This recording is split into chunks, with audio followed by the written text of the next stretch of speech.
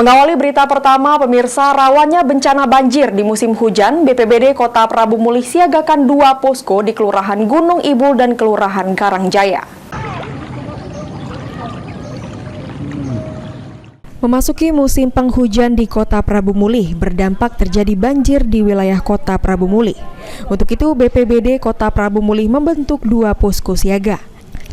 Posko siaga BPBD melibatkan seluruh personil BPBD dan Damkar agar sigap dalam menindaklanjuti laporan masyarakat yang terkena bencana.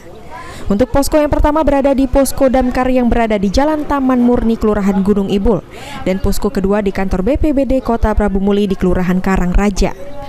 Kepala BPBD Kota Prabu Mulih mengimbau agar masyarakat melaporkan ke posko siaga agar pihaknya mengetahui apabila terjadi bencana. Dirinya mengaku selain dari laporan masyarakat untuk memantau terjadinya bencana di Kota Prabu Mulih, hanya mengetahui dari sosial media. Sementara yang untuk perahu sudah kami siapkan ada di posko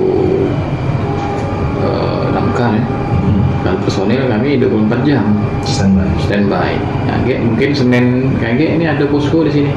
Di mana? Di sini. Oh, di sini ya. Jadi mobil kami taruh ke sini, persiapan kalau ada ini kan.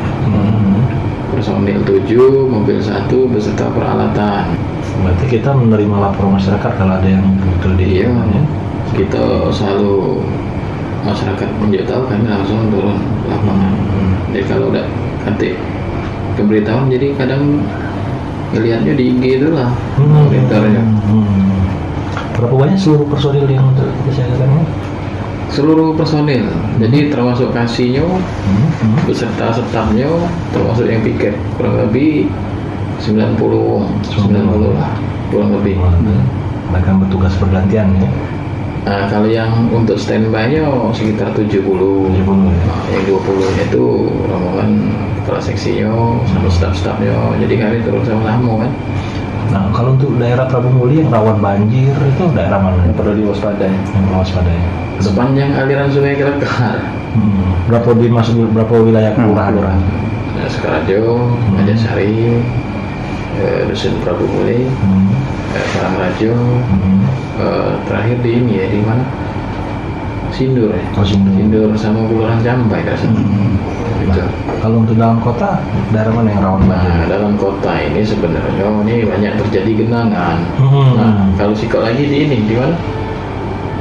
Mangga Besar. Nah, Mangga Besar kan biasanya dari drainase itulah tidak bisa menampung debit yang lebih besar.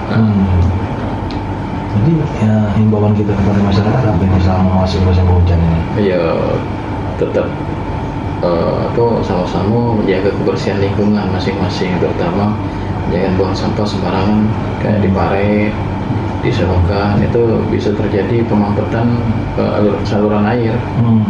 Jadi faktor utamanya masih sampah. Diharapkan posko siaga ini masyarakat lebih mudah mendapatkan pertolongan sehingga tidak terjadi adanya korban. Agi Perkasa, PAL TV.